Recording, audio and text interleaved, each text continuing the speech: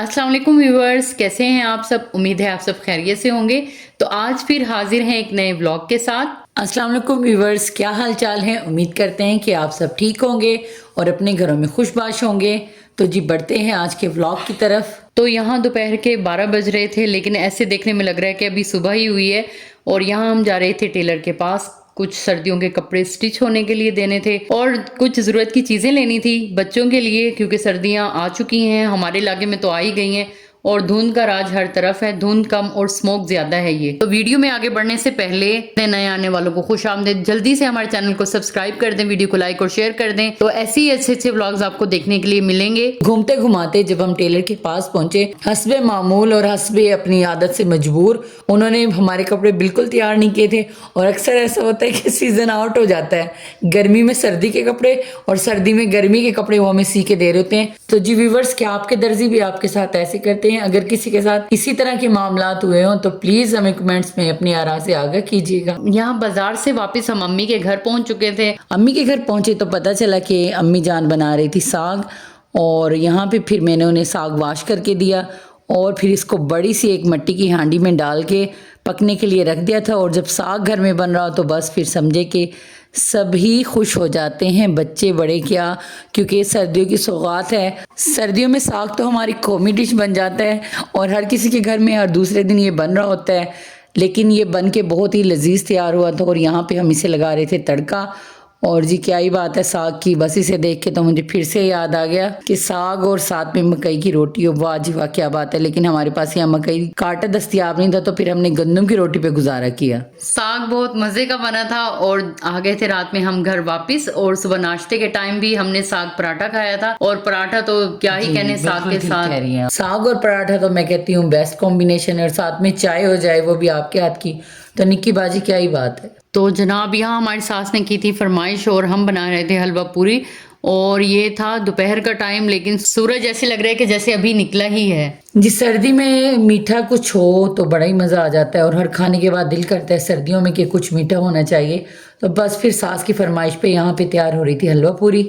चलें जितना हम दोनों कुछ बातें कर लेते हैं मिलके, कुछ गपशप लगाते हैं। तो निक्की बाजी, आपका आज क्या हमारे साथ शेयर करने का इरादा है? आप कुछ कह रही थी व्लॉग शुरू करने से पहले कि आज हमने ये बात करनी है, तो बताएं आप क्या कहना चाहती हैं। तो मैं ये कह रही थी कि हमें इतना अच्छा नहीं बनना चाहिए कि दूसरे लोग हमें बेवकूफ समझे। ऐसा कैसे हो सकता है कि दूसरे लोग आपको बेवकूफ समझ रहे हो? आप ऐसा कुछ करती होंगी ना कि लोग आपको बेवकूफ समझे। हाँ जी, जब हम जरूरत से ज्यादा अच्छा बनते हैं, अच्छा नहीं बनते, पता नहीं नेचर ऐसी होती है या अल्लाह ने ऐसा ही बनाया है कि हम मतलब सबको खुश रखना चाहते हैं, हर काम में परफेक्ट, हर एक को जिसने जो बोल दिया है उसका वो काम करना ही करना है, बेशक उसकी सूरत में हमें कितना ही नुकसान क्यों ना हो। लेकिन हम सबको बैक वक्त खुश नहीं रख सकते, क्योंकि हम जब सबको खुश रखेंगे तो फिर हमारी खुशी का क्या होगा? आपने कभी ये सोचा?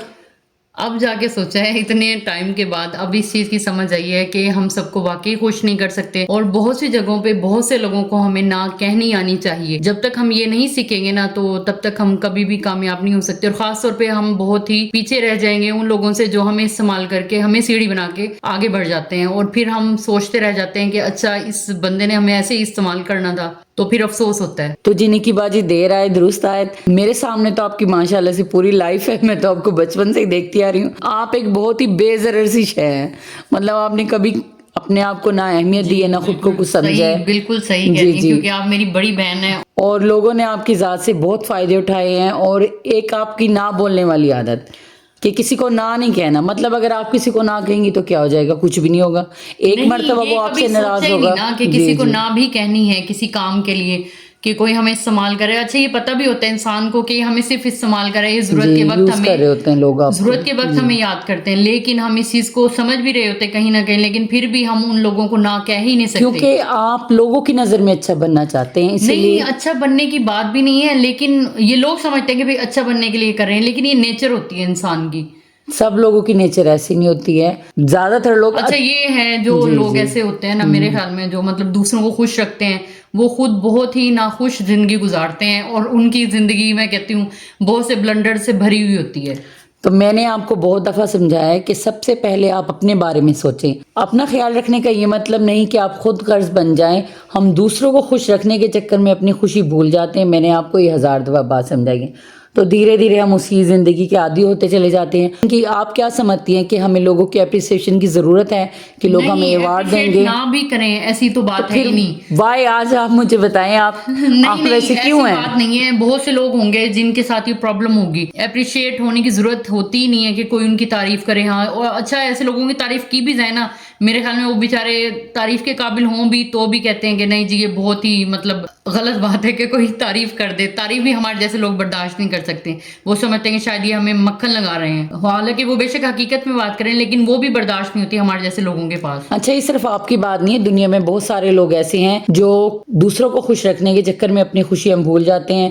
جیسے جوائنٹ فیملی سسٹم میں رہتے ہیں لوگ تو اکثر بہویں اپنے سسرال والوں کو خوش رکھنے کے لیے اپنی ذات کو بالکل نفی کر دیتی ہیں، اپنے شوہر کے لیے اور اپنے بچوں کے لیے بھی اپنی چھوٹی چھوٹی خوشیوں کو ترک کر دیتی ہیں. ہاں یہ بات تو ہے، جہاں پہ دو بہویں اکٹھی شادی ہو کے آئے ہیں اور ایک بالکل ہی اپنی ہر بات منواتی چلی جائے اور دوسری ایسی ہو کہ سسرال والوں خوش کرنے کے چکر میں خود ناخوش زندگی گزار رہی ہو. جی میرے بھی کچھ اس حوالے سے تلخ تجربات ہیں، لیکن انسان اپنے تجربوں سے ہی سیکھتا ہے اور زندگی میں ٹھوکر لگنا ضروری ہوتا ہے. میرا خیال ہے ہماری آنکھیں کھلنی چاہیے، ہمیں حقیقت پتہ چلتی ہے تبھی تو ہمیں احساس ہوتا ہے کہ ہم اتنے اہم نہیں تھے جتنا ہمارا وہم تھا کہ ہم کسی کے لیے اتنے اہم ہیں.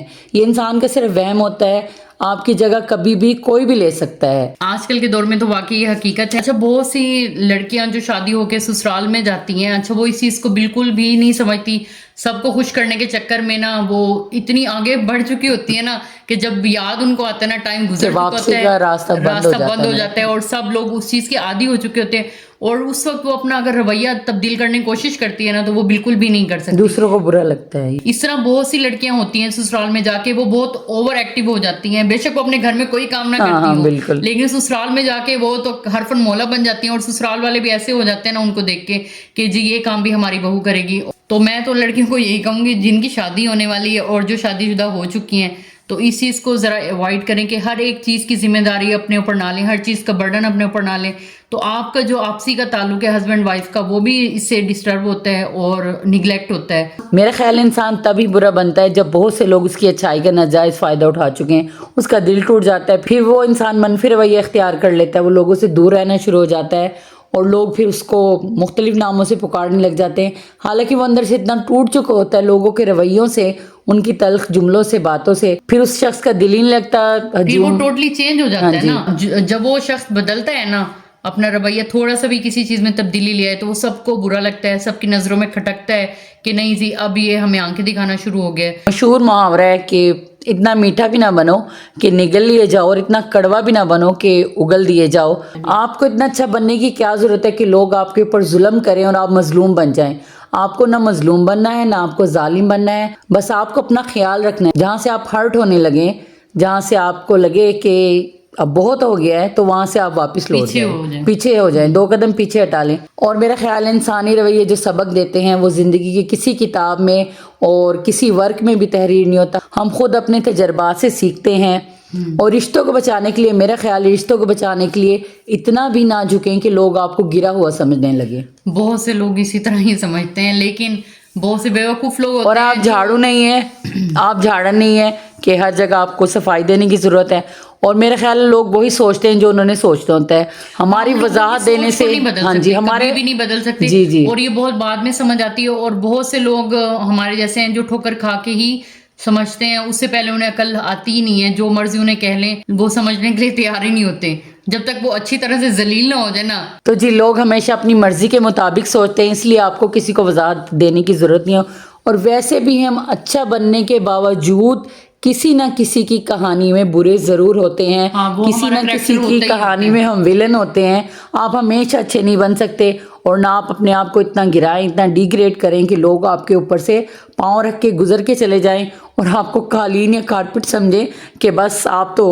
جہاں آپ نے ایسے لوگ دیکھے جن سے اچھا ایسے بھی ہوتا ہے کہ جن سے ہم متاثر ہوں تو ہم ان کے آگے بالکل فلیٹ ہو جاتے ہیں، ہم ان کی ہر بات مانتے ہیں. اور بعض لوگوں کی شخصیت اتنی پر اثر ہوتی ہے کہ وہ آپ کے اوپر اس طرح اثر انداز ہوتی ہے کہ آپ ان کے آگے نہ بول سکتے ہیں اور نہ ہی انہیں کچھ کہہ سکتے ہیں. احترام کے چکر میں کہ وہ ہم سے رشتے میں بڑے ہیں، بے شک عمر میں وہ آپ سے چھوٹے ہی کیوں نہ ہوں، لیکن رشتے میں اگر وہ آپ سے بڑے ہیں نا تو آپ، میں کہتی ہوں ایسے لوگ جو ہوتے ہیں نا وہ بالکل ایسے بچ جاتے ہیں نا کہ جی ہم تو گزر جائیں ہمارے اوپر سے کوئی بات اثر نہیں کرے گی آپ کی، جو مرضی جس لہجے میں ہم سے بات کر لیں.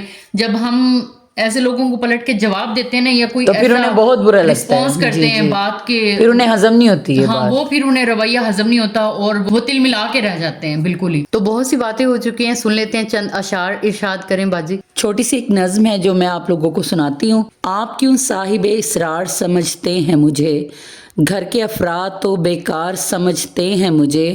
آپ کو میں نے کبھی غور سے دیکھا بھی نہیں، آپ بھی اپنا طلبگار سمجھتے ہیں مجھے. میرے کردار کی جو قسمیں اٹھاتے تھے کبھی، اب وہی لوگ گناہ گار سمجھتے ہیں مجھے. واہ جناب کیا کہنے، اب وہی لوگ گناہ گار سمجھتے ہیں مجھے. واقعی جب ہم ایسے شخص کو پلٹ کے جواب دیتے ہیں نا، جسے توقع ہی نہیں ہوتی کہ یہ ہمارے سامنے بول سکتے ہیں، تو وہ واقعی آپ کو ایسی نظروں سے دیکھتے ہیں نا کہ کہ آپ کو لگتا ہے آپ نے کوئی بڑا جرم سرزد کیا ہے. تو یہ باتیں ابھی تو بہت گمبھیر لمبی ہو گئی چلنی ہیں. تھی. ہاں جی.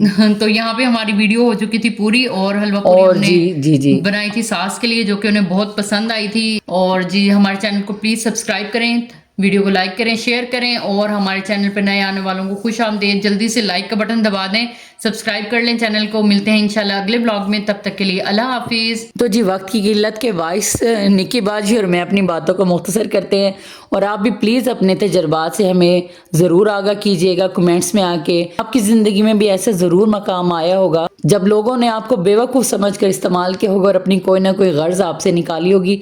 تو جی ہمارے ولاگز کو پسند کرنے کا بے حد شکریہ. ایسے ہی ہمارے ساتھ بنے رہیے اور ہماری ویڈیو کو لائک کریں، شیئر کریں، چینل کو سبسکرائب کریں دوستوں کے ساتھ، فیملی کے ساتھ. اور جی خوش رہیں، آباد رہیں. اللہ حافظ. کیسی بنی ہے؟ بہت اچھی بنی ہے. گڈ. بہت اچھی بنی ہے. پسند آئی آپ کو؟ نرم ہے نا، بالکل نرم ہے.